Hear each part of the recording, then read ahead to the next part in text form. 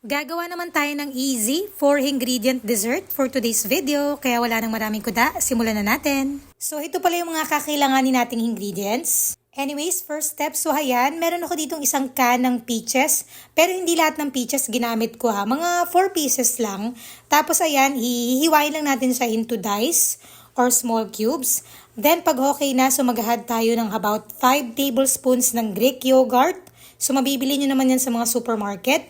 And then, nag-add din ako dito ng about 2 teaspoons ng honey. Pwede nyo namang i-adjust yung sweetness level nito. Depende sa preference nyo. Mix lang until maging well-blended ang ingredients. Tapos, ayan, mag-scoop lang kayo ng mga 2 to 3 tablespoons. Then, ililinya nyo lang yan sa chopping board, baking tray, or basta flat surface na may parchment or baking paper. Then, ilalagay natin to sa freezer for at least 4 hours or until mag-set. So, ayan, dapat fully set na siya para kahit mahulog, buo pa rin yan siya. Anyways, bago ko pala to ilabas sa freezer, nag-melt na ako ng 200 grams ng white chocolate.